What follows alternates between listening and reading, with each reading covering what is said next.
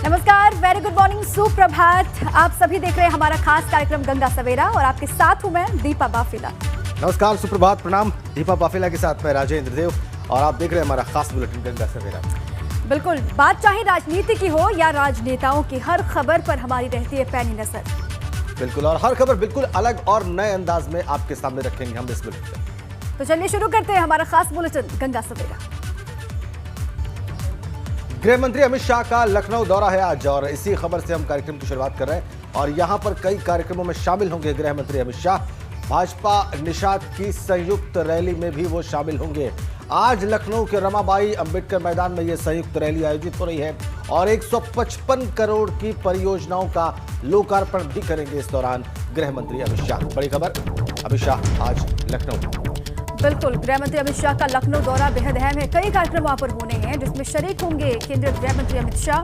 तैयारियां पूरी वहां पर कर ली जा चुकी हैं। भाजपा निषाद की संयुक्त रैली होनी है। अब रैली के मंच से जब जनसभा को संबोधित करेंगे तो क्या कुछ कहेंगे, इस पर भी लगातार नजर होगी। लखनऊ पहुंच रहे हैं केंद्रीय गृह मंत्री अमित शाह। वहां पर तैयारी लगातार हो चुकी है।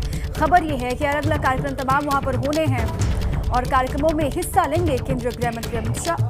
कई कार्यक्रम वहां पर रखे गए हैं। साथ ही भाजपा और निषाद की संयुक्त रैली वहां पर होगी जिसमें भी शामिल होंगे, हुंकार भरेंगे गृह मंत्री अमित शाह।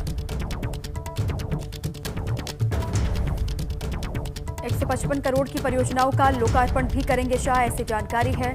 और साथ ही साथ कई सौगातें उत्तर प्रदेश को मिल रही हैं। चुनाव से पहले 2022 के शुरुआती महीनों में इलेक्शन होने हैं विधानसभा के उत्तर प्रदेश में और इसलिए लगातार कोशिश वहां पर हो रही है। तमाम दिग्गज उत्तर प्रदेश के दौरे पर आप देख रहे हैं हर दिन। अभी हाल ही में प्रधानमंत्री मोदी काशी के बाद वापस लौटे, उसके बाद लखनऊ, यूपी की राजधानी लखनऊ में पहुंच रहे हैं केंद्रीय गृह मंत्री अमित शाह। 155 करोड़ की परियोजनाओं का लोकार्पण करने वाले हैं अपने इस दौरे में।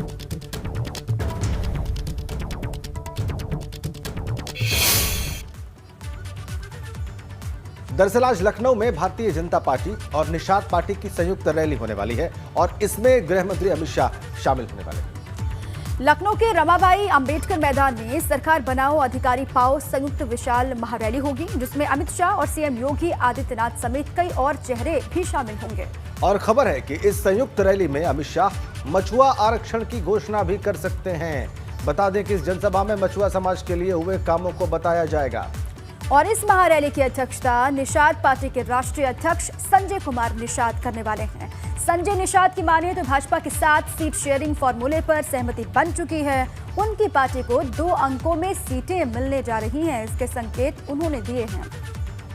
ये राजनीतिक लिहाज से बहुत महत्वपूर्ण ये संयुक्त महारैली, क्योंकि लगातार इसी आरक्षण की मांग की जा रही थी निषाद पार्टी की ओर से और डॉक्टर संजय निषाद की ओर से। अब आज अगर इस बाबत मछुआ आरक्षण की घोषणा करते हैं गृह मंत्री अमित शाह और सीट शेयरिंग का फॉर्मूला तय बताया जा रहा है तो फिर ये एक बहुत ठोस मैसेज होगा, एक बहुत बड़ा मैसेज होगा विरोधी राजनीतिक दलों को। बिल्कुल, और इस रैली की अध्यक्षता खुद निषाद पार्टी के राष्ट्रीय अध्यक्ष संजय कुमार निषाद करने वाले हैं। उन्होंने कहा है सीट शेयरिंग के फॉर्मूले पर कि 2 अंकों में उनको सीटें मिलने वाली हैं। अब लगातार नजर होगी इस बात को लेकर भी कि कितनी सीटें उनको मिलती हैं और क्या गुणा भाग लगा करके भारतीय जनता पार्टी आगे बढ़ती है उत्तर प्रदेश में। इस पर भी पूरे देश की निगाहें हैं क्योंकि सबसे बड़ा सूबा है, इसलिए अपने आप में बहुत ज्यादा ताकतवर है उत्तर प्रदेश।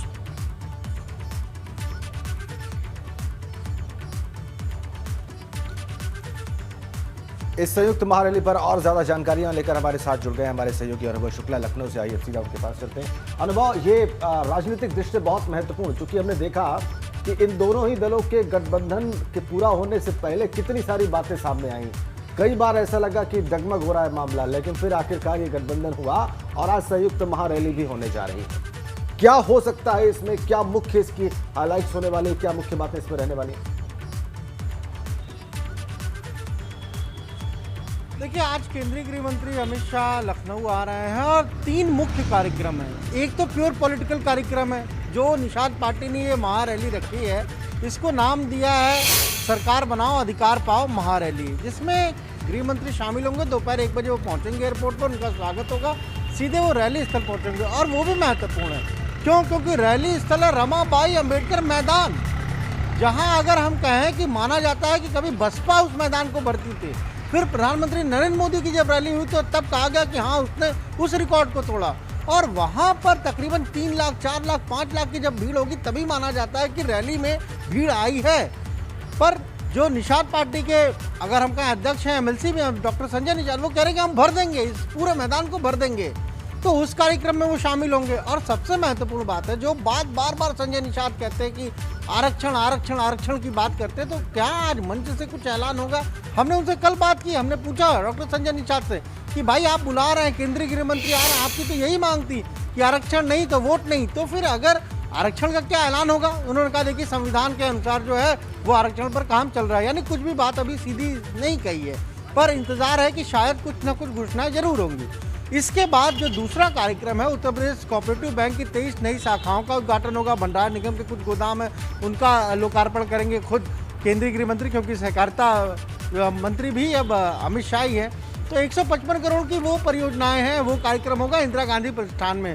इसके बाद एक और कार्यक्रम है जो सहकार भारतीय, जो एक अनुसांगिक संगठन ही है संघ का, उसका एक कार्यक्रम रखा गया, उसकी एक कॉन्फ्रेंस रखी गई है और उसमें भी अमित शाह शामिल होंगे। वो शाम 4 बजे कार्यक्रम रखा है।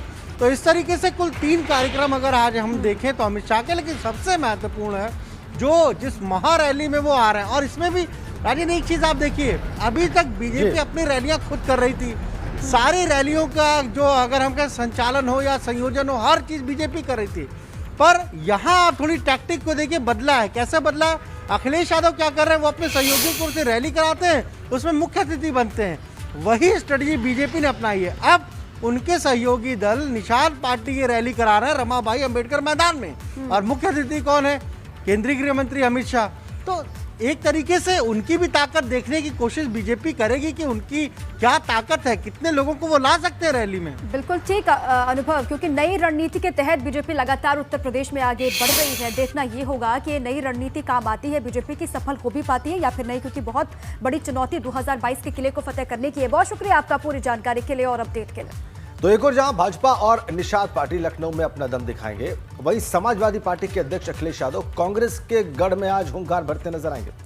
पूर्वांचल का चुनावी मंथन करने के बाद अब अखिलेश यादव कांग्रेस के गढ़ रायबरेली में 2 दिनों तक समाजवादी विजय यात्रा निकालने वाले हैं। रायबरेली में समाजवादी पार्टी को मजबूत करने के लिए अगले 2 दिनों तक अखिलेश यादव रायबरेली में ही रहेंगे। और रायबरेली की सभी 6 विधानसभा क्षेत्रों में अखिलेश विजय रथ यात्रा निकालेंगे। आज जहां हरचंदपुर, सरेली और रायबरेली विधानसभा क्षेत्रों में वो अपनी ताकत दिखाएंगे, तो बाकी की 3 विधानसभा क्षेत्रों में कल अखिलेश का विजय रथ निकलेगा। रायबरेली में विजय रथ यात्रा लेकर अखिलेश यादव। तो अखिलेश का रायबरेली में शक्ति प्रदर्शन दिखाना ये साफ करता है कि उनकी हर तरह से नजर पूर्वांचल पर है। और ऐसा क्यों है वो हम आपको ग्राफिक्स के जरिए समझाते हैं। बिल्कुल, रायबरेली का सियासी समीकरण भी समझना बहुत जरूरी है। कुल 6 विधानसभा सीटें हैं। 2017 में भाजपा ने 3 सीटें जीती, कांग्रेस के हाथ 2 सीट लगी। कांग्रेस का गढ़ कहा जाता है रायबरेली। सपा को सिर्फ 1 सीट यहां पर मिली थी। कांग्रेस का पुराना गढ़ है, सोनिया गांधी का संसदीय क्षेत्र है और इसीलिए भी कांग्रेस के गढ़ में हुंकार भरते हुए दिखाई देंगे अखिलेश यादव। पूर्वांचल पर ही उनकी लगातार नजर है।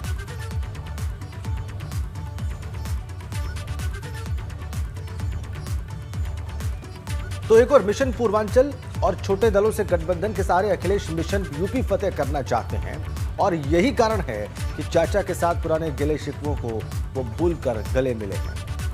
चाचा और भतीजे के बीच जमी 5 साल पुरानी बर्फ पिघलती हुई दिखाई दे रही है, या फिर पिघल गई है आप कह सकते हैं। मतलब जिस गठबंधन का इंतजार समाजवादी पार्टी के कार्यकर्ता और प्रसपा के कार्यकर्ता लंबे समय से कर रहे थे, वो आखिर हो गया।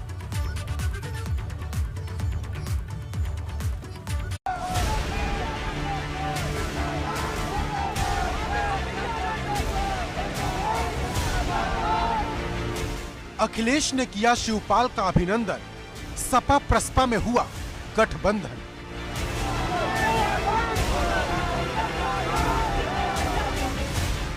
चालीस मिनट की मुलाकात, 5 साल पुराने सारे गिले शिकवे साफ।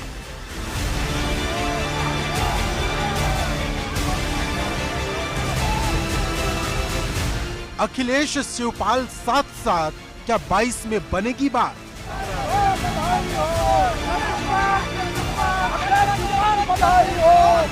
ये एक तस्वीर बड़े बड़े गठबंधन पर भारी है, क्योंकि जो 5 साल में अब तक नहीं हुआ वो अब हो गया है।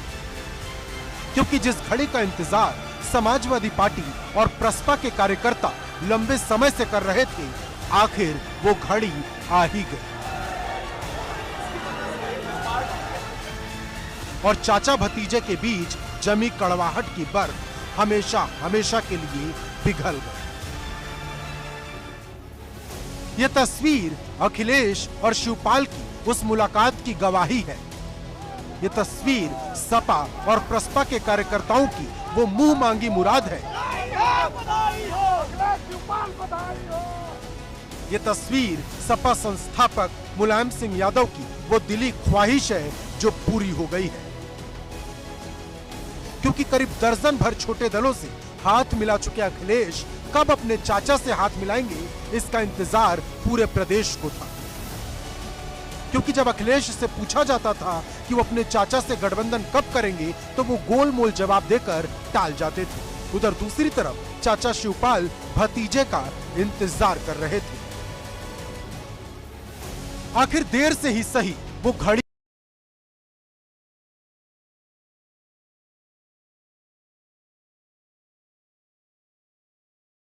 कार्यकर्ता एकजुट होने लगे। अंदर चाचा भतीजे की मुलाकात चल रही थी और बाहर कार्यकर्ता चाचा भतीजे के जिंदाबाद के नारे लगा रहे थे।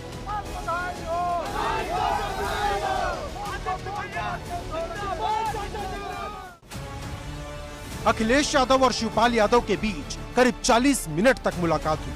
तस्वीर बताती है कि दोनों के बीच जमी हर दीवार गिर चुकी है।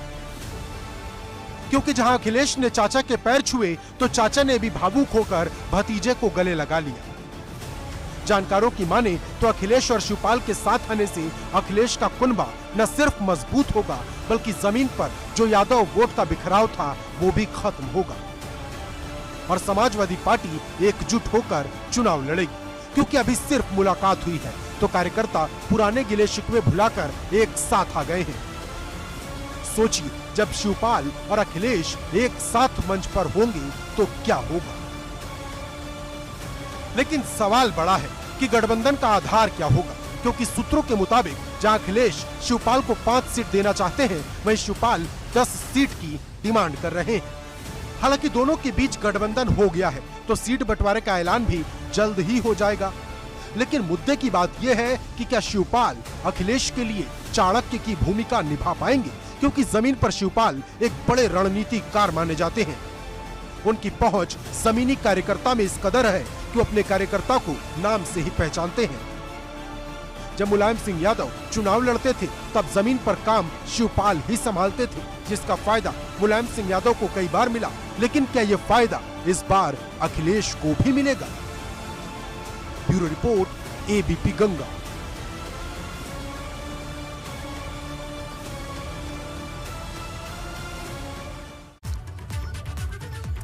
अब चलिए राजेंद्र आगे बढ़ते हैं, अपने दर्शकों को वो दिखाते हैं कि आज क्या कुछ खास होने वाला है, आज क्या बड़ी खबरें रहने वाली हैं। सियासी खबरों के साथ साथ हमारी नजर है गैर सियासी खबरों पर भी, क्या कुछ खास रहेगा मैं बता करके आती हूँ।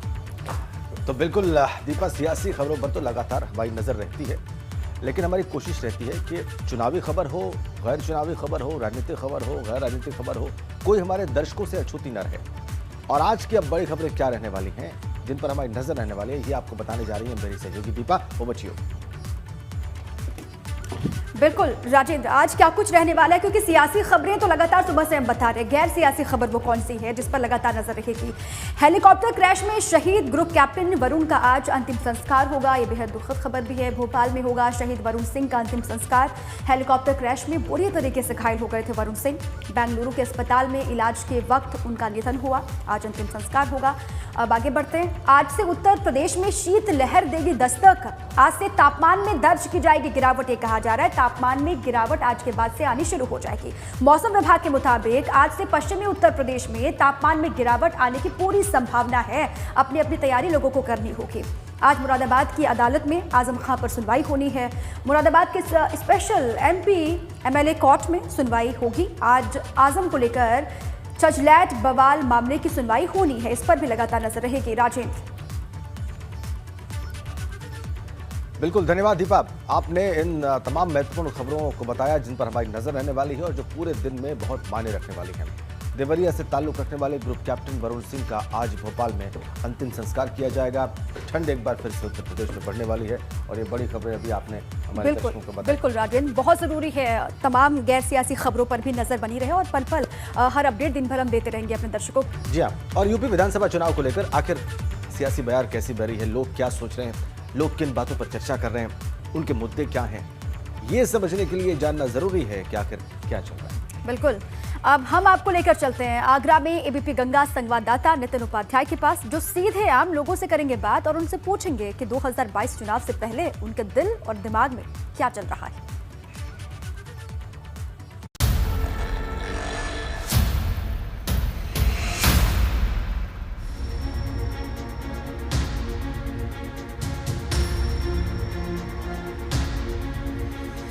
इस समय हम आगरा के नूरी दरवाजे इलाके में मौजूद हैं।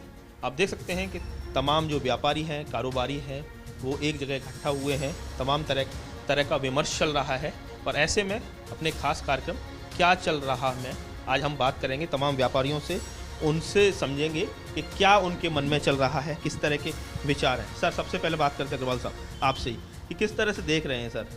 एक तरफ योगी हैं, दूसरी तरफ अखिलेश हैं, प्रियंका और मायावती भी अपनी अपनी उपस्थिति दर्ज कराए हैं। किस तरह का देखते हैं, कहाँ अपने आप को सबसे सुरक्षित, सबसे अच्छा कारोबार किस सरकार में? देखिए, सबसे बड़ी हमारी जो बात है हमारी है व्यापारी की सुरक्षा को लेके जो भी सरकार हमें सुरक्षा देगी, जो गुंडा मुक्त, बदमाश मुक्त बाजारों में हमारे को महत्व देगी, उस सरकार को हम सहयोग करेंगे। व्यापारी तो हमेशा सरकारों के साथ है। योगी सरकार में आपको सुरक्षा मिल पाई? योगी सरकार में बहुत कुछ मैं समझता हूँ बदमाशी ठंडी हुई है। और भी लोग हैं। राजेश जी, पेठे का आप कारोबार का जाना पहचाना नाम है, क्या लग रहा है कि 5 साल योगी सरकार, उससे पहले अखिलेश जी का, किस तरह की, किस सरकार के दोनों तुलनात्मक तौर पर देखा जाए कौन सी सरकार बेहतर रही और किस तरह का माहौल नजर आ रहा है? बहुत सारी सरकारों ने हमें आश्वासन दिया, मगर इस योगी सरकार में हमें ओडीओपी के तहत पेठे को स्पेशली चुना गया है कि इसके ओडीओपी के तहत इसको रखा गया है और इसमें सरकार के द्वारा बहुत सहायता भी प्रदान की जा रही है। क्या लग रहा है 5 साल योगी सरकार की, उससे पहले अखिलेश की, मायावती की, किस तरह का माहौल देख? बिल्कुल साहब, पहली बार जो है ऐसा भयमुक्त वातावरण बना है प्रदेश के अंदर। नहीं तो अपहरण, लूट कांड, लूट खसोटी, ये सब डकैतियों से ही भरी सरकारें मिली है हमें। पहली बार भयमुक्त समाज को जो है सरकारें मिली हैं। हम चाहते हैं कि ये आने वाले कम से कम 20-25 साल तक ऐसी ही सरकार रहनी चाहिए। पहले हमने देखा है कि पुलिस और प्रशासन दोनों शोषण करते थे सर्राफा व्यापारियों का, मगर इस बार ऐसी लगाम कसी है, इन लोगों को ऐसा भय रहता है। सर्राफा व्यापारियों को तो मुर्गा समझते थे कि जैसे ही अंटी में आए और इनसे बहुत कुछ छीन लो। आज के समय में पुलिस भी बहुत जेंटल वे में काम कर रही है। ये सरकार की ही देन है, सरकार की नीतियों की देन है। योगी सरकार में किस तरह का माहौल बना है, क्या लगता है? मुझे तो लगता नहीं है, कहते हैं व्यापारी खुश है योगी सरकार में। व्यापारी खुश है, किस तरह का माहौल चल रहा है? व्यापारी सब सरकार में खुश हैं और इस बार योगी सरकार ही आएगी। योगी सरकार से ही व्यापारियों का भविष्य अच्छा रहेगा। सबसे बेहतर माहौल है अब तक, बिना सुरक्षा के। अब ये टेंशन नहीं होती है कि कहीं भी कोई बंदा माल लेने जाता है या पेमेंट लेने जाता है तो किसी प्रकार की कोई चिंता नहीं होती है।